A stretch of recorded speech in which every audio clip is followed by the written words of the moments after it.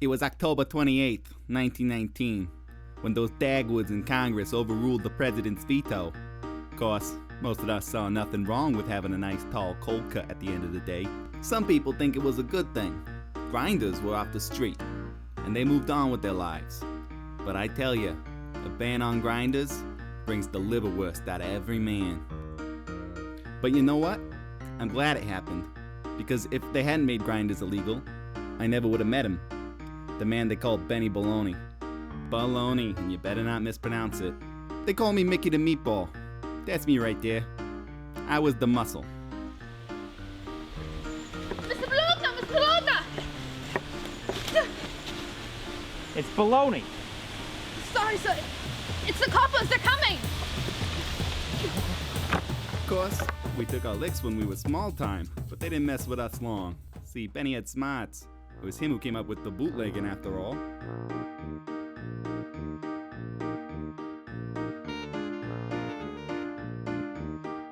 And the paper bag too. That was all Benny. Oh, what, this? No. Officer, you can see, just booze. It's whiskey. Odd stuff. My wife, she left me. I'm very sad. It's crazy, you know? I've got a depression. This depression I have is great. Officer, I need someone to talk to. Of course, we knew how to get our territory too. Where's the dough, Mario? Where's the dough? Benny says you got dough, which means you got no dough. Right.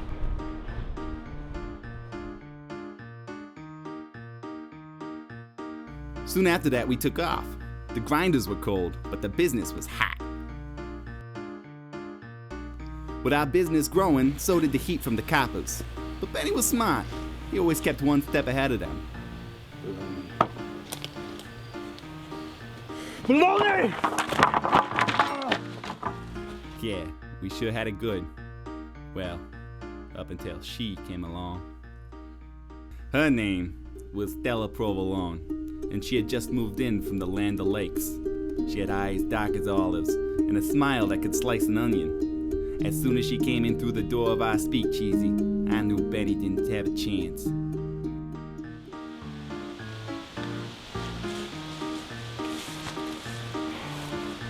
This is Stella Provolone. She's gonna be hanging out for a while. Show her the ropes.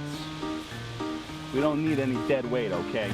I know my way around a hoagie. We don't make hoagies here. This is a grinder operation. We don't make hoagies, we don't make subs, and we don't make heroes. Well, that's sure clear there ain't no heroes around here. Of course, even I had to admit she had a natural talent for secretarial All right, work. we're gonna need a few more things. We need turkey, we need ham, we need bologna, we gotta get liverwurst too. And we're gonna need some lettuce, some tomato, some olives, some pickles, some onions, and some mustard, and some mayonnaise too.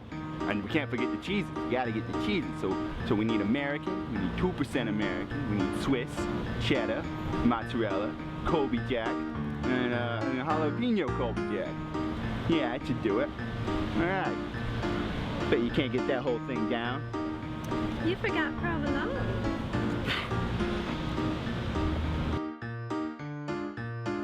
The dame was trouble. Anyone could see that. Anyone but Benny. That proved to be Benny's downfall. As it turned out, Stella was an informant. But the cops didn't want her to just bring Benny in. The bullet didn't kill Benny. He was dead as soon as he saw her pull the gun. Oh, what I wouldn't give for a jar of olive oil, that sweetened honey ham and salami too. An Italian masterpiece of the new London streets, a big old grinder to share with you. We could walk down State Street arm in arm, in our other hand a toasted chicken palm. Isn't life too sweet in these new London streets, with a big old grinder to share with you?